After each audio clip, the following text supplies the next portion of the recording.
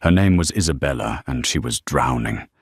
Drowning in student debt, drowning in the scent of truffle oil and seared scallops, drowning in the polite, empty smiles she wore like a uniform. For 8 hours a night, she wasn't an art history scholar with a near photographic memory. She was just a waitress. But one rainy Tuesday evening, a simple act of kindness spoken in a language she learned for dusty textbooks caught the ear of the one man who could either save her or destroy her. What he left on his table wasn't just a tip. It was an enigma wrapped in a first-class ticket to a life she couldn't possibly imagine, a life where her deepest knowledge would become her only weapon.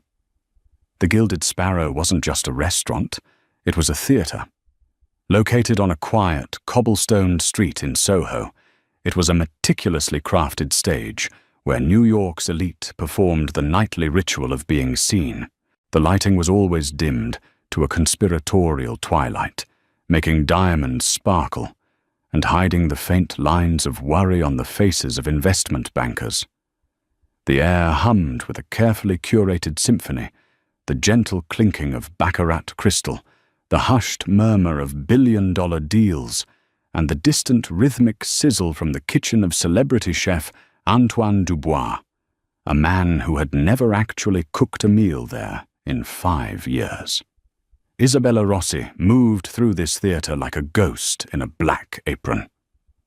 To the patrons, she was a pair of hands delivering a plate of pan-seared foie gras, refilling a glass of Chateau Margaux, silently clearing away the remnants of their opulence. They never saw the exhaustion clouding her deep brown eyes, or the slight tremble in her hands at the end of a double shift. They never saw the young woman who spent her pre-dawn hours hunched over textbooks, poring over the brushstrokes of Fragonard and the dramatic chiaroscuro of Caravaggio, dreaming of a life surrounded by canvas and history instead of linen and silver. Her reality was a fifth-floor walk-up in Brooklyn, a stack of overdue bills held together by a fraying rubber band and the ever-present gnawing anxiety of her mother's mounting medical expenses back in Ohio. Her master's degree in art history, specializing in 18th century French portraiture, felt less like an achievement and more like a cruel joke, an expensive key to a door that remained stubbornly locked. So she served. She smiled. She recited the specials with a polished grace that belied the fact she often skipped meals to make rent. Tonight was particularly brutal. A storm had broken over the city, and every table was filled with diners lingering over dessert, unwilling to brave the deluge. Isabella's feet throbbed a dull, persistent ache that radiated up her spine. She was on autopilot, her mind a million miles away, somewhere in the hallowed halls of the Musée d'Orsay, when the hostess seated the woman at table 7.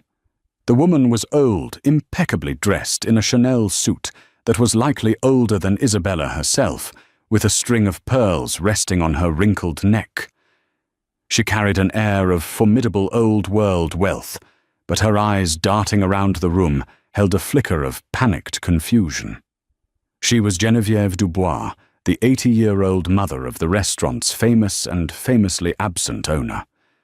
She spoke to the hostess in a rapid, agitated torrent of French, her hands gesturing wildly. The young hostess, a summer hire named Madison, just stared back with a deer-in-the-headlights expression, offering a helpless, "I'm sorry, ma'am, I don't understand." Isabella watched as the situation escalated. Mrs. Dubois' voice grew louder, her distress mounting. Other diners were beginning to stare.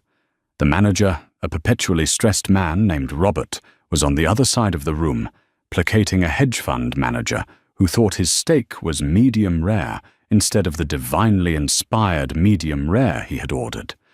This was it. One of those moments that could curdle an entire evening. Isabella took a deep breath, straightened her apron, and approached the table. "Excuse me," she said, her voice calm and low. She first addressed Madison. "I can handle this." Then she turned to the elderly woman, her posture shifting from weary waitress to composed professional. She switched languages, her French flowing not with the stilted precision of a classroom, but with the gentle, nuanced cadence she'd perfected by listening to countless hours of historical recordings for her dissertation. She didn't ask what was wrong. Instead, in fluent French, she introduced herself and complimented the woman's elegant brooch. She spoke of the rain, how it made the city lights look like scattered jewels. She calmed the storm before she addressed the cause. Slowly, Mrs. Dubois' tense shoulders relaxed. Her frantic gestures ceased. She looked at Isabella, truly looked at her for the first time. The problem, it turned out, was simple. Mrs. Dubois had lost her driver. Her phone was dead. She was supposed to be meeting her son, who was, of course, nowhere to be found. She was alone, confused, and felt invisible in a city that roared with a language she couldn't grasp. Isabella listened patiently. She assured her everything would be all right. She explained in that same soothing French that she would arrange for the restaurant's car service to take her home, that they could charge her phone behind the bar, and that she would personally call her son's assistant to inform them of the change of plans. She took the woman's coat, seated her comfortably, and brought her a cup of chamomile tea, all while maintaining a quiet, reassuring conversation. She was so focused on Mrs. Dubois that she barely noticed the man at the adjacent table, table 8. He had been there for over an hour, sitting alone in the corner booth, a solitary figure, nursing a single glass of Macallan 25. He hadn't looked at a menu. He hadn't touched the bread basket. He had simply watched the room with an unnerving stillness, his gaze sharp and intelligent. His suit was dark, bespoke, and understated, the kind of expensive that whispered rather than shouted. He was neither old nor young, with strands of silver at his temples that contrasted with his dark hair. There was a profound sadness in his eyes, a weight that seemed at odds with his powerful stillness. He watched Isabella's entire interaction with Mrs. Dubois. He saw the shift from tired server to confident caretaker. He heard the flawless Parisian accent. He saw the genuine empathy in her expression, the gentle way she touched the elderly woman's arm to reassure her. He saw something more than a waitress performing her job. When Isabella finally returned to her duties, her heart still beating a little faster from the adrenaline she passed table 8. The man caught her eye for a fraction of a second. He gave a slight, almost imperceptible nod. It wasn't a gesture of thanks or a flirtatious advance. It was a look of acknowledgement, of appraisal. An hour later, as the restaurant began to empty, Isabella went to clear table 8. The man was gone. The glass of scotch was empty. Beside it, tucked neatly under a heavy black credit card, was not a typical tip. It was a crisp stack of $100 bills, far more than the cost of the drink, and beneath the money lay a single folded piece of heavy cream-colored cardstock. Isabella's breath caught in her throat. Her first thought was that he'd forgotten it. She picked it up. It wasn't a business card. It was a note, handwritten in bold black ink. The penmanship was strong, decisive. It read, "Your kindness is a rare currency. Your fluency is a rarer skill. I have a proposition that requires both. A car will be waiting for you at this address tomorrow at 9 a.m. Be in it." Below the address, a private airfield in Teterboro, New Jersey, was a phone number and a name, Donovan Sterling. Tucked inside the folded note was something else. It was thin, rectangular, and printed on official-looking paper. It was an open-ended first-class ticket on a private jet. The destination field was blank. Isabella stood there amidst the debris of other people's lavish meals, her entire world tilting on its axis. The sounds of the restaurant faded into a dull roar. The throbbing in her feet was gone, replaced by a frantic, terrifying pulse in her ears. This was impossible. It was a joke, a very, very elaborate prank, or something far more sinister. People like her girls whose smell of floor polish and borrowed perfume didn't get notes from men named Donovan Sterling. They didn't get handed tickets to nowhere. She looked at the note again, her fingers trembling. A proposition that requires both kindness and fluency. The two things she had offered so freely to a lost old woman, never imagining they were being audited by a silent stranger in the corner. The back of house at the Gilded Sparrow was a world away from the dining room's velvet and mahogany opulence.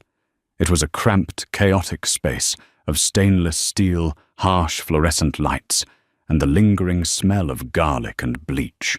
The air was thick with steam and tension. Here smiles were shed like dirty aprons. Isabella stumbled into the staff break room, a glorified closet with a wobbly table and two mismatched chairs, her mind reeling. She sank onto one of the chairs, the heavy cardstock of the note feeling unnaturally warm in her hand. The stack of $100 bills sat on the table looking obscene next to a half-eaten bag of chips. Her friend and fellow waitress Chloe walked in, untying her apron with a groan. Chloe was a pragmatist, a born and bred New Yorker with a sharp tongue and an even sharper sense of self-preservation. She'd seen it all and believed in none of it. "You look like you've seen a ghost," Chloe said, grabbing a bottle of water from the mini-fridge. "Let me guess. Table 12 complained about the sommelier's attitude again. I swear that guy thinks he's the Pope of Pinot Noir." Isabella just stared at the note, unable to form a coherent sentence. She pushed it across the table towards Chloe, along with the jet ticket. Chloe picked it up, her brow furrowing. She read the note, then read it again. She let out a low whistle. Donovan Sterling. The Donovan Sterling. "You know him?" Isabella asked, her voice barely a whisper. "Know him, Izzy, everyone knows him. He's like a myth. Sterling Global Holdings. He owns shipping lanes, tech startups, half of the real estate in Hudson Yards. The guy breathes money. He's also a total recluse, especially since his wife died a few years ago. You never see him at these kinds of places." "What did you do?" "Nothing, I helped Mrs. Dubois, the old woman at table 7. He was at table 8. He just sat there all night watching."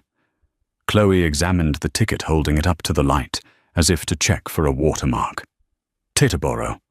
An open-ended ticket. This is either the start of a fairy tale or a horror movie, and I'm really not sure which. She looked at Isabella, her usual cynicism softening with genuine concern. "Are you seriously considering this? I don't know what to think," Isabella confessed, running a hand through her hair. "It can't be real. It's a mistake, or a test, or worse."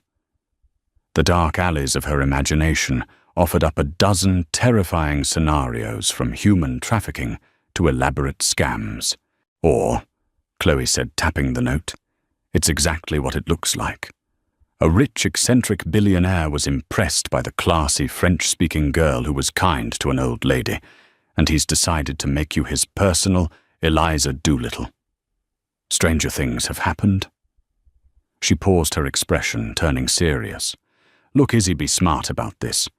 Guys like that don't operate in the same universe we do. Their propositions can have clauses you don't see until it's too late." The subway ride home was a blur. The familiar screech of the train's wheels and the crush of late-night commuters felt alien, like she was watching it all through a pane of thick glass.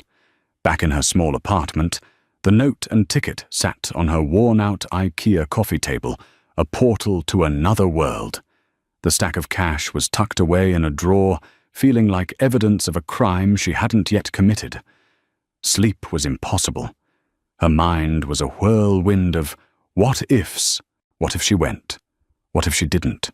The life she was living stretched out before her, a long, monotonous road of double shifts, mounting debt and deferred dreams. Her dissertation was half finished. Her research stalled for lack of funding to travel to the archives in France. Her mother's calls were becoming more frequent, her cheerful tone barely masking the worry about her upcoming surgery and how they would possibly afford it. This note, this insane, impossible note, felt like a lightning strike on that long grey road. It was terrifying, yes, but it was also the first flicker of something other than despair she had felt in years. With trembling fingers, she opened her laptop. The screen cast a pale blue light across her face as she typed Donovan Sterling into the search bar. The results were a strange mix of immense public influence and intense personal privacy.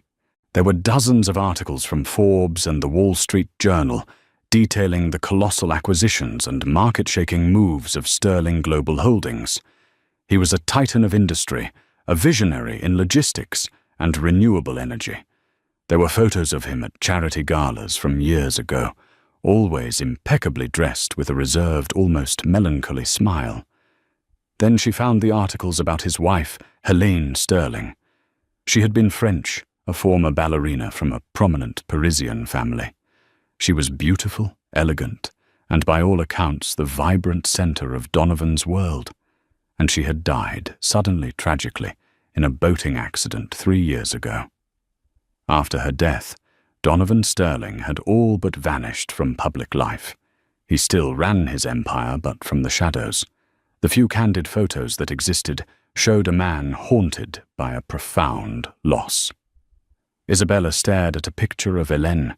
She was stunning with dark, intelligent eyes and a graceful posture that spoke of her ballet training. Isabella then found an article that quoted Hélène, an interview from a fundraiser for the arts.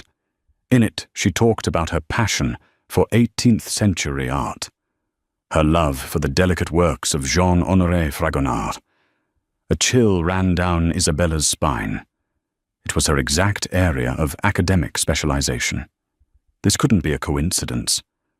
But what did it mean? Did he run background checks on waitresses? Did he somehow know about her studies?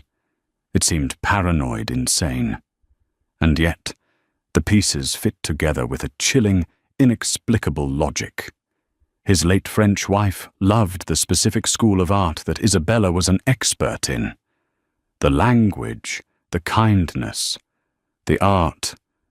It was a trifecta of circumstance, so perfect it felt engineered. She thought about the look in his eyes at the restaurant. It wasn't predatory. It wasn't romantic. It was assessing, like a connoisseur examining a painting, looking past the surface for its hidden provenance, its true value. He hadn't just seen a waitress. He had seen something in her that for some reason he needed. Her fear began to recede, replaced by a surge of consuming curiosity. This was no longer just about money or a potential job. It was a mystery, and for the first time, Isabella felt like more than a victim of her circumstances. She felt like a protagonist. She looked around her tiny apartment. The peeling paint, the stack of art books. She couldn't afford the single wilting rose in a glass on her windowsill. This was her life. Safe, predictable, and suffocating. Then she looked at the note. It represented the unknown. It was a terrifying, reckless leap into a void. But it was also a chance to be someone else. Someone whose knowledge was valued, whose skills were sought after. Someone who didn't have to choose between her passion and her family's well-being. At 4 a.m., as the first grey light of dawn began to creep over the Brooklyn skyline, she made her decision. She picked up her phone, not to call the number on the card, but to call her mother. She needed to hear her voice before she stepped off the edge of the world. "You're going to what?" Her mother's voice, usually a warm and steady comfort, was sharp with alarm on the other end of the line. It was 6 a.m. in Ohio, and Isabella's call had clearly woken her. "I'm going to take a trip, Mum, for a potential job opportunity," Isabella said, trying to keep her own voice, even editing the story, into something a worried mother could digest. She mentioned a generous patron, a networking opportunity, a short consulting gig. She left out the private jet, the blank destination, and the mysterious, grieving billionaire. "Isabella, honey, this doesn't sound like you. You're always so careful. Who is this person?" "He's a respected businessman." "Mom, I looked him up. It's all legitimate." She lied, or at least stretched the truth into a shape she could handle. "It's a long shot, but it could change things. For us." There was a long pause on the line. Isabella could hear the unspoken fears, the lifetime of warnings about a world that was not kind to young women with more dreams than money. But her mother also knew the weight her daughter carried. She knew about the crushing debt, the abandoned dissertation, the light that had slowly been dimming in Isabella's eyes. "All right," her mother said, finally, her voice soft again. "You're a smart girl, Isabella. You have a good head on your shoulders and a good heart. Trust your instincts. If it feels wrong, you walk away, no questions asked. You call me the second you land, wherever you are. Promise me." "I promise," Isabella said, a lump forming in her throat. The simple act of her mother's trust was both a comfort and a terrifying burden. After the call, a strange sense of calm settled over her. The decision was made. The gears of an unknown machine were already turning. She packed a small overnight bag, her movements deliberate and focused. What does one pack for a meeting with a billionaire on an unknown continent? She chose her one good suit, a simple, well-tailored navy blazer and matching trousers, a few blouses, and her worn copy of The Rococo Boudoir. She tucked her dissertation notes into her bag, a talisman from a life she was either leaving behind or finally about to claim. At 8:30 a.m., she took one last look at her apartment, a silent farewell to the girl who had woken up here yesterday. Then she walked down the 5 flights of stairs and out into the morning light, her heart a frantic drum against her ribs. The final test of her resolve was calling the number on the note. She dialed it on the curb, her hands shaking so badly she had to try twice. It rang only once. A voice answered, crisp and devoid of any warmth. Yes. It wasn't a question. It was a command. "Hello, my name is Isabella Rossi. I was given this number by Mr. Sterling last night." "We are aware," the voice said. "The car is 5 minutes from your location. A black Lincoln Town car. The driver's name is Arthur. He will not speak to you. Do not be late." The line went dead. No name, no greeting, no confirmation. Just cold, efficient instructions. This was the world she was stepping into. It was chilling. The black car arrived at 8:55 a.m., gliding to the curb with an unnerving silence. The tinted windows were opaque, reflecting Isabella's own wide-eyed, anxious face. The driver, a large man in a black suit, got out and opened the rear door for her without a word, just as the voice had predicted. The interior was a cocoon of plush black leather and polished wood, smelling faintly of citrus and money. The silence inside was absolute, shutting out the raucous symphony of the city completely. The drive to Teterboro Airport in New Jersey was surreal. Isabella watched the familiar landscape of her life, the bodegas, the brownstones, the chaotic traffic recede through the tinted glass. It felt like watching a movie of someone else's past. The airport wasn't the commercial chaos of JFK or LaGuardia. It was a different universe entirely. They bypassed terminals and security lines, driving directly onto the tarmac, where a sleek, impossibly white Gulfstream G850ER sat waiting its engines, humming a low, powerful thrum. It had a single discreet silver S logo on its tail. As Isabella stepped out of the car, a man emerged from the base of the jet stairs. He was in his late 50s, thin and wiry, with a severe face and pale, watchful eyes, behind rimless glasses. He wore a perfectly tailored grey suit. He was the human embodiment of the voice on the phone. "Miss Rossi?" He said, his voice just as clipped and impersonal as it had been on the call. "I am Harrison Finch. I am Mr. Sterling's Chief of Staff. Please come aboard." He led her up the stairs into the jet's cabin. If the car was a cocoon, this was a palace. Cream-colored leather seats, polished mahogany tables, fresh flowers in a crystal vase. It was larger and more luxurious than her entire apartment. A flight attendant with a placid smile offered her a drink. Isabella asked for water, her throat suddenly parched. They were the only two passengers. Finch sat opposite her, opening a leather-bound portfolio. He didn't engage in small talk. He began an interrogation disguised as a conversation. "You are a graduate student at Columbia University," he stated, not asked. "Art history. Your dissertation, Subtext and Subversion in the Fête Galante of Jean-Antoine Watteau, is 2 years overdue." Isabella's blood ran cold. How did you know that?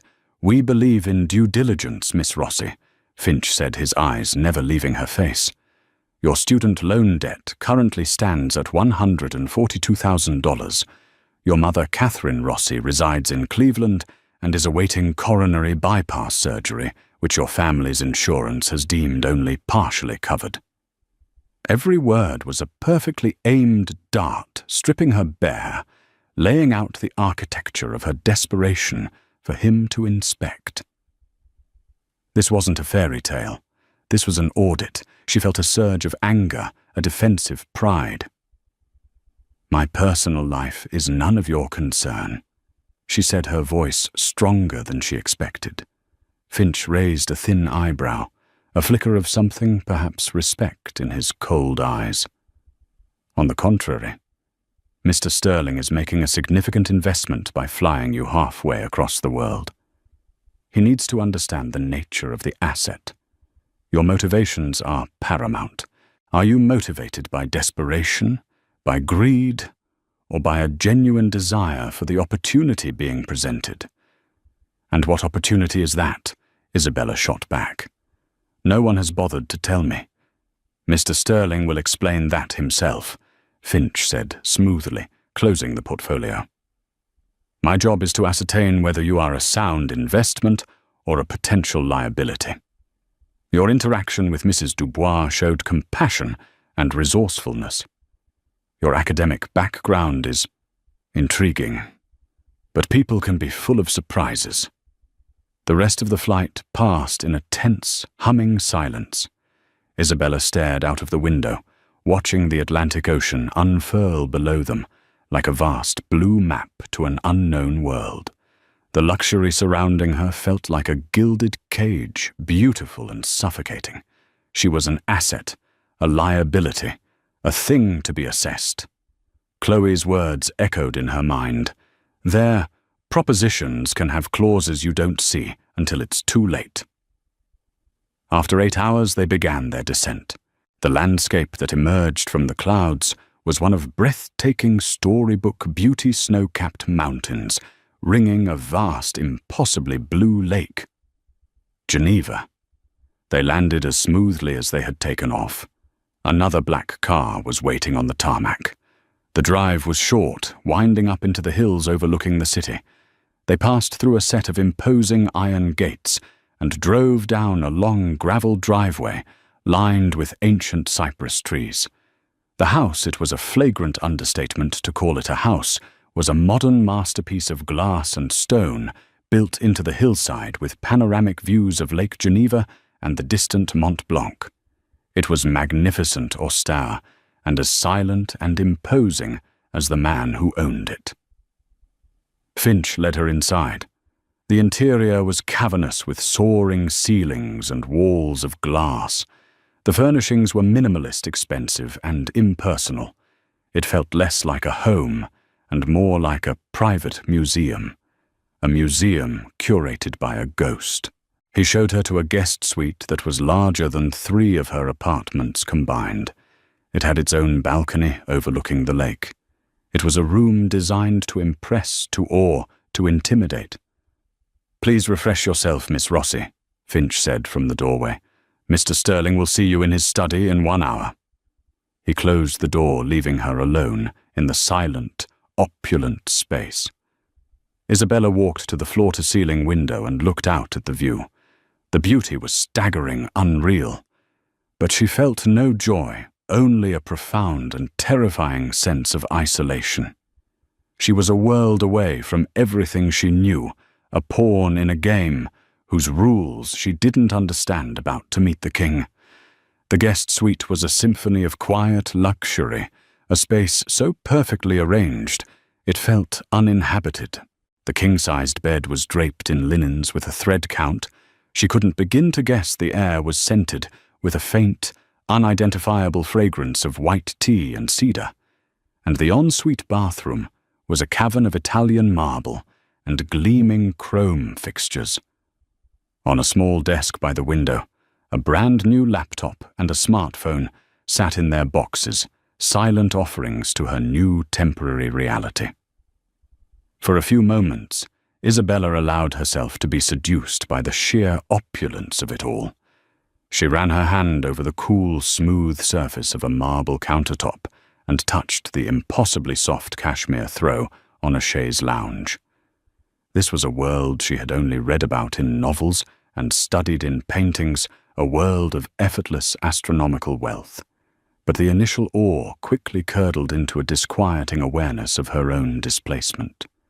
She was an anomaly here, a scuffed-up paperback in a library of leather-bound first editions. Her simple navy suit, which had felt so professional and empowering back in New York, now seemed woefully inadequate. She showered in a stall larger than her kitchen, the water pressure a decadent luxury. As she dressed, she caught her reflection in the vast, polished mirror. The same Isabella with the same worried eyes stared back. The marble and chrome didn't change the fact that she was a stranger here, a curiosity brought in for inspection. The suite wasn't a haven. It was a holding cell, albeit a breathtakingly beautiful one.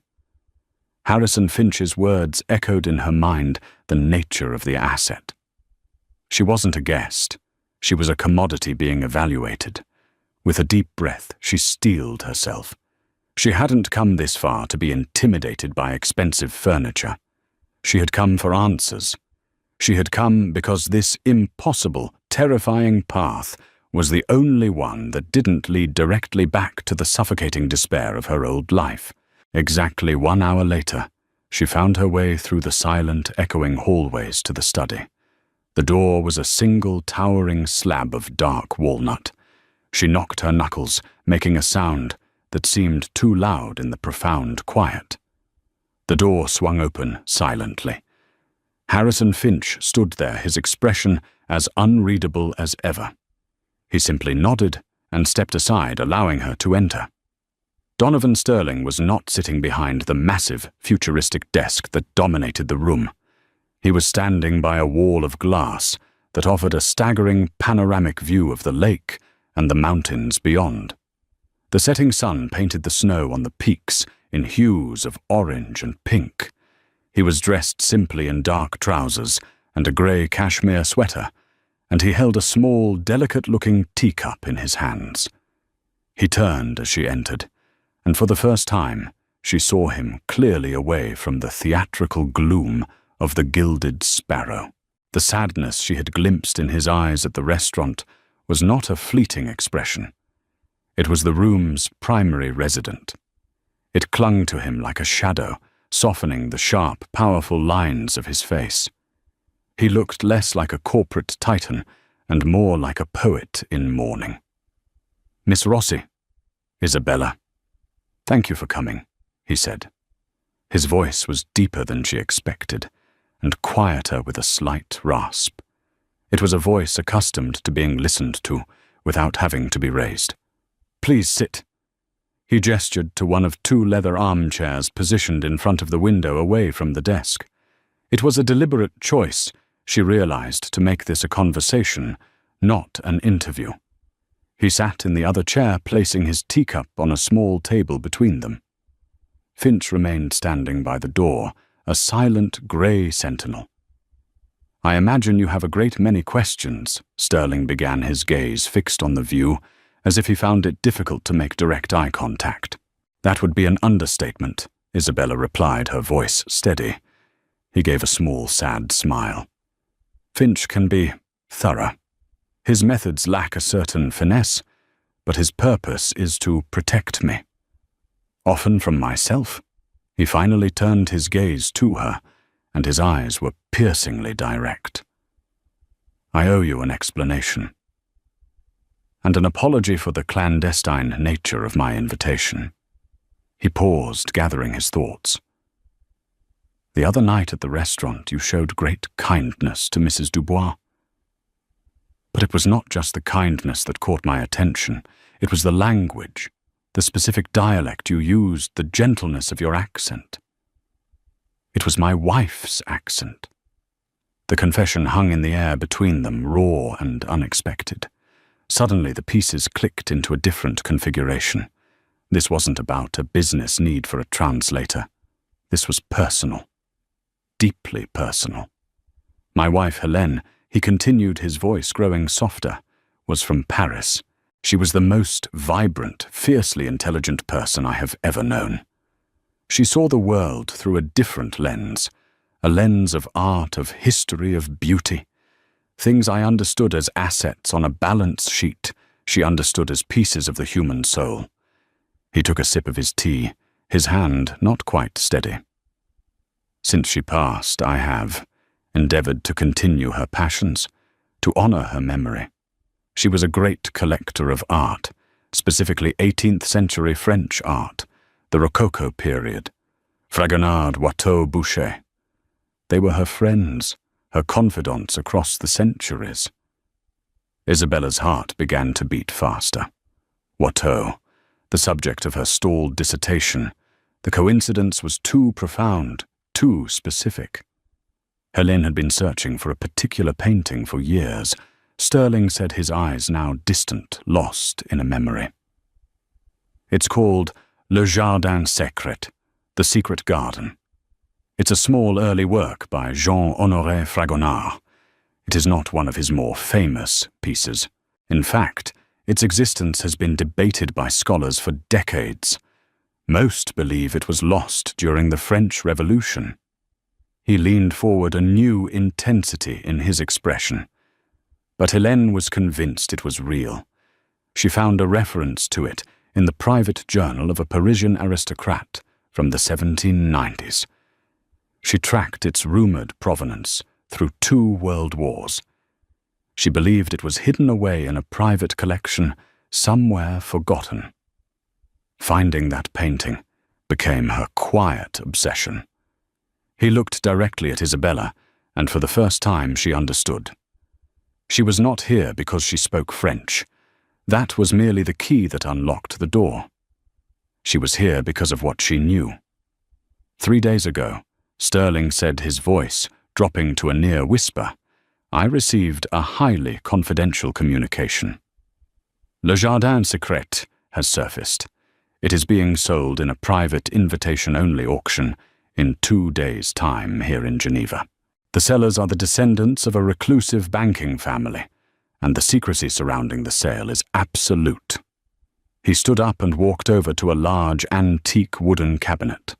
From a drawer he retrieved a folder and brought it back, placing it on the table in front of Isabella. This is everything Helene had gathered. Her notes, her research, the historical references. He opened the folder. Inside were photocopies of old letters auction records and a single faded black and white photograph of a painting. It depicted a lush, overgrown garden scene. A young woman in a flowing gown sat on a stone bench, reading a letter, a subtle, secretive smile on her lips. Even in the poor quality photo, the mastery of the light and the delicacy of the brushwork were evident. It was undeniably Fragonard. "I am going to acquire this painting Miss Rossi Sterling said, his tone now imbued with an ironclad determination. It is the last conversation I can have with my wife. But the art world, especially at this level, is treacherous. It is filled with forgeries, inflated provenances, and bad faith. My people are experts in finance, in logistics, in security. They are not experts in the soul of an 18th century canvas. He finally laid his cards on the table. I need someone who can look at that painting and know if it's real. Someone who can analyze the provenance documents and spot any inconsistencies. Someone who understands Hélène's passion not as a hobby, but as a serious intellectual pursuit. Finch's research led him to your academic work, your encounter at the restaurant. It felt like a sign, a moment of serendipity I could not ignore. He looked at her, his billionaire's armor stripped away, revealing the grieving husband beneath. My proposition is this, Isabella. I want to hire you for the next 48 hours as my consultant. I need you to be my expert. My eyes. I need you to help me bring Hélène's painting home. The room was silent, save for the faint ticking of a clock somewhere. Isabella looked from the photograph of the painting to the immense, sorrowful weight in Donovan Sterling's eyes. This was the opportunity. Not a job as a translator or a personal assistant in some gilded cage. It was a chance to do the very thing she was born to do, to use the knowledge she had fought so hard to acquire for a purpose that was deeply, profoundly human. Her own problems, the debt, the rent, her mother's illness, seemed to fade into the background, eclipsed by the sheer, beautiful impossibility of the task before her. "Where do I begin?" she asked. A flicker of relief so profound it was almost imperceptible crossed Donovan Sterling's features. It was the look of a man who had extended his last shred of hope and had not been rejected. He gestured towards the folder on the table. "You begin here," he said. This was Helene's life's work, in a way, her academic pursuit. Everything she found is in that folder, but the sellers have also provided their own documentation, the paintings, supposed provenance expert authentications, and high-resolution digital images. Mr. Finch will bring you to the library. You will have unrestricted access to my resources. Anything you need, books, academic journals, access to online archives, you have only to ask. Mr. Finch, who had remained as still as a statue by the door, stepped forward. His expression was unchanged. His pale eyes still held the same skeptical glint. If Sterling saw Isabella as a moment of serendipity, it was clear Finch still saw her as a high-risk variable, an unvetted amateur thrust into a multi-million-dollar game. "If you will follow me," Miss Rossi Finch said, his tone clipped and formal. Isabella stood her legs, feeling a little unsteady. She gave a respectful nod to Donovan Sterling. "Thank you, sir. I'll do my best." He simply nodded back his gaze, already drifting back to the mountains, to the memory of the woman who had loved them. Finch led her out of the study and down a long white hallway that felt more like a modern art gallery than a corridor. The walls were hung with enormous, striking contemporary paintings, a Rothko here, a de Kooning there. It was a collection of staggering value, yet it felt cold, impersonal, chosen for its investment potential rather than for love. It was Sterling's collection, not Helene's. They arrived at a set of double doors made of the same dark walnut as the study. Finch opened them to reveal a room that made Isabella's breath catch in her throat. It was a 2-story library, a bibliophile's fantasy brought to life. Floor-to-ceiling shelves were crammed with thousands of books, accessible by a rolling ladder on a brass rail. A huge fireplace stood at one end, and comfortable leather armchairs were arranged around a large oak table in the center. The air smelled of old paper leather and wood smoke. This, she knew instantly, was Helene's room. This was the heart of the house. On the central table, a state-of-the-art digital workstation was set up. A massive, high-resolution monitor displayed a crystal-clear image of Le Jardin Secret. Beside it were stacks of documents in archival binders. "This is the seller's file," Finch explained, gesturing to the binders. "It contains the full provenance, as they claim it from the original commission by the Vicomte de Lille in 1765 through its alleged acquisition by a Swiss banker during the Napoleonic Wars to the present day. It also includes pigment analysis, canvas aging reports, and an authentication letter from Professor Alistair Finch." Finch, Isabella asked, raising an eyebrow. "Any relation," my brother Finch replied without a hint of warmth. "He is the head of the art history department at Oxford. His opinion carries considerable weight." The unspoken message was clear. "My brother, a world-renowned expert, has already signed off on this. What could you, a broke graduate student, possibly find that he missed?" This wasn't just a consultation, it was a test, a trial by fire. She was being pitted against the established pedigreed expert. Finch continued his tour of the resources. "Mr. Sterling's library is extensive. You will find first editions of every major text on Rococo art. We also have a subscription to every academic database and auction house archive in the world. A chef is on staff and will bring you whatever you wish to eat or drink. You will not be disturbed. The auction is in 36 hours. He paused, his gaze sharp. "Mr. Sterling is an emotional man when it comes to his late wife. I am not. My role is to protect his interests. I trust your findings will be based on empirical evidence and not on a desire to please your new benefactor." The thinly veiled accusation stung, but Isabella didn't let it show. She met his gaze directly. "Mr. Finch, I am an academic. Empirical evidence is the only thing I trust." His lips thinned into what might have been a line of reluctant approval. He gave a curt nod. "Very well. I will leave you to it." He turned and left, closing the heavy doors behind him with a soft, definitive click. Isabella was alone in the magnificent library, the silence broken only by the hum of the computer. For a moment, the sheer scale of the task was paralyzing. The fate of a lost masterpiece, the fulfillment of a dead woman's dream, and the expenditure of what would surely be tens of millions of dollars rested on her shoulders. Her Isabella Rossi, who just 2 days ago was worried about making enough in tips to cover her electric bill. A wave of imposter syndrome washed over her so powerful it almost made her dizzy. She took a deep breath, walked over to the fireplace, and placed her hand on the cool marble of the mantelpiece.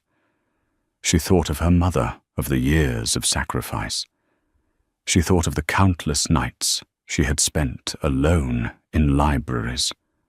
Just like this one, fueled by cheap coffee and a burning passion for this exact subject. This was not a world she had stumbled into by accident. This was the world she had been preparing for her entire life. She was not an imposter. She was an expert. With renewed purpose, she walked to the table and sat down. She pushed Helene's personal folder aside for a moment, deciding to start with the official documentation, just as Finch and his brother would have. For the first hour, she meticulously went through the seller's provenance. It was almost too perfect. Each owner was documented, each transfer of ownership accompanied by a letter or a bill of sale. The chain was unbroken clean. Professor Finch's authentication letter was thorough, citing the brushwork, the color palette, and the thematic elements as being perfectly consistent with Fragonard's early work. She then turned to the high-resolution images on the screen, zooming in until she could see the individual cracks in the paint, the ghost of the canvas weave beneath. The technical skill was undeniable. The play of light on the silk of the woman's dress, the soft, feathery texture of the leaves, it screamed Fragonard. It was beautiful, perfect, too perfect. A small nagging doubt began to form in the back of her mind. She had spent years staring at Fragonard's work. His paintings were known for their life, their energy, their joie de vivre. But they were also known for their subtle imperfections, their quick, almost impatient brushstrokes in the background details. He was a master of capturing a fleeting moment, and sometimes that meant a less defined leaf or a hastily rendered shadow. The painting on the screen was flawless. Every leaf on every tree was rendered with the same meticulous detail. It was technically brilliant, but it lacked the spark, the breath of life she associated with the artist. It felt studied, like an incredibly skilled imitation. Dismissing it as a subjective feeling, she forced herself back to the documents. She decided to cross-reference the provenance with Hélène's own research. Hélène's notes were more chaotic, a collection of hunches, dead ends, and inspired leaps of logic. She had focused not on the painting itself, but on its first owner, the Vicomte de Lille. According to the official provenance, the Vicomte had commissioned the work in 1765, and it had remained in his family's possession until it was sold to the Swiss banker in 1794. But Hélène had found something else. A notation in the margin of one of the Vicomte's letters taken from the French National Archives. It mentioned that his prized Fragonard was damaged in a small fire at his chateau in the winter of 1788. He wrote of his despair that the work was marred by smoke and heat near the lower left quadrant. Isabella's blood turned to ice. She turned back to the high-resolution image on the monitor, her heart pounding. She zoomed in on the lower left quadrant of the painting. It was the area depicting the stone bench and the forest floor. It was pristine. There was no sign of smoke damage, no hint of restoration, no cracked paint from heat exposure. The craquelure, the fine pattern of cracking on the surface of older paintings, was uniform across the entire canvas.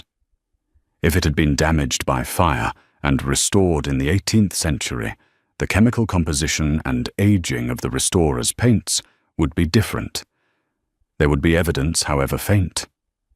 There was none. She sat back in her chair, her mind racing. There were two possibilities.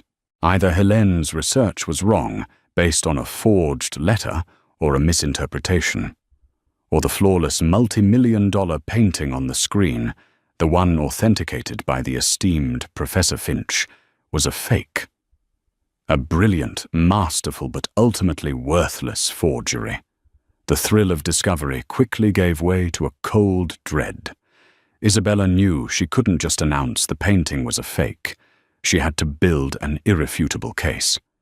Pitting herself against Harrison Finch's powerful brother required more than a hunch. It required an arsenal of facts. Working through the night, fueled by coffee and adrenaline, she transformed the library into a war room. She corroborated Hélène's notes about a fire at the original owner's chateau with official municipal records.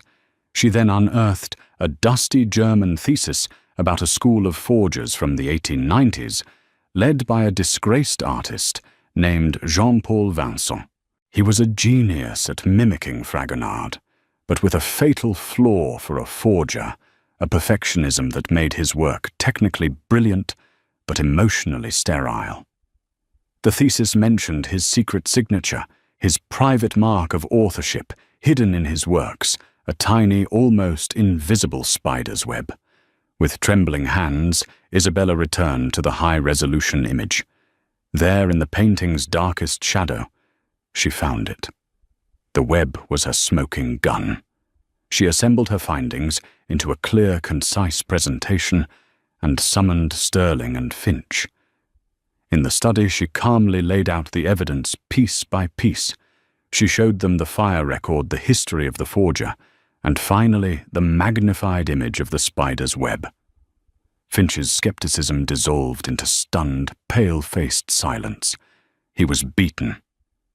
Donovan Sterling listened, his hope visibly draining away, replaced by a somber resignation. "So it's a fake," he said, his voice heavy with the loss of this final connection to his wife.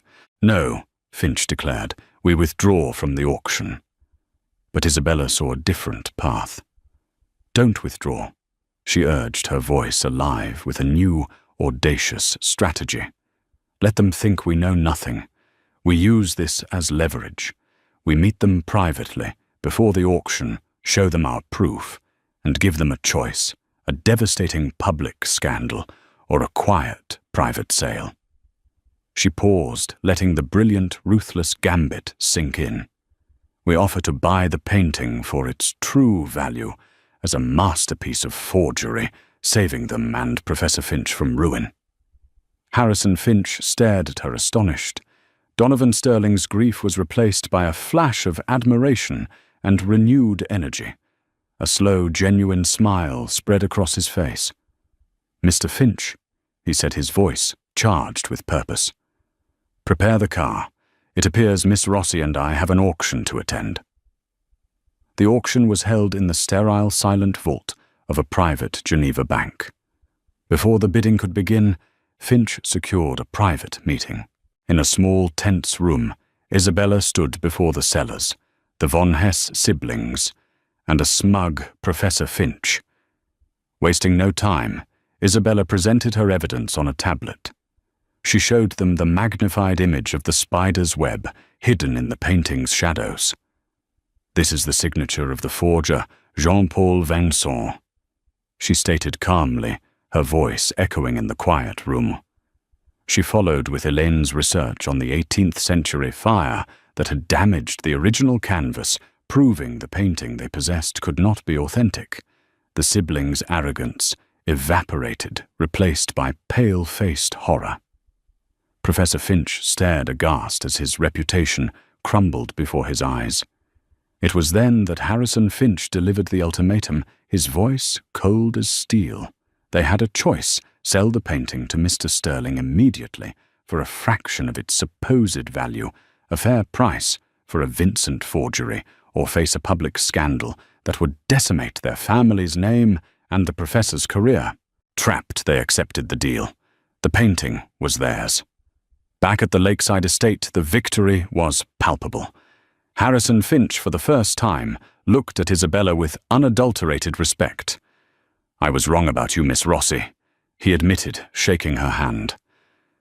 After Finch left, Sterling turned to her, his eyes filled not with grief, but with profound gratitude. "You did more than save me money," he said. "You protected Hélène's legacy." He then offered her more than just a consulting fee. He asked her to become the director and chief curator of the new Hélène Sterling Art Foundation. She would have a limitless budget-full funding to complete her doctorate and the mission to build a collection that truly honored his wife's memory. Tears streamed down Isabella's face as she looked at the man who had seen her worth in a crowded restaurant. It was a future she had never dared to dream of. "Yes," she whispered. "I would be honored." The next day the painting hung in Hélène's library. It was not the lost original, but it was the end of a journey, a beautiful lie that had led Isabella to her profound, undeniable truth. And so a story that began with a whispered word of French in a bustling New York restaurant found its ending in the quiet, sunlit library of a Swiss estate. Isabella's journey reminds us that the most valuable things we possess are often not the skills the world immediately rewards, but the passions we cultivate in silence. Her expertise in art history, once a source of debt and despair, became her greatest asset. Her kindness, offered freely, without expectation of reward, opened a door to a universe she never knew existed.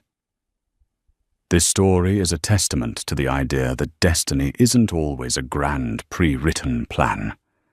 Sometimes it's a quiet stranger at the next table waiting, listening, and recognizing a value in you that you may have forgotten you even had. What hidden skills do you possess? If you enjoyed Isabella's incredible story, please give this video a like, share it with someone who needs a reminder of their own worth, and don't forget to subscribe for more tales of unbelievable twists of fate.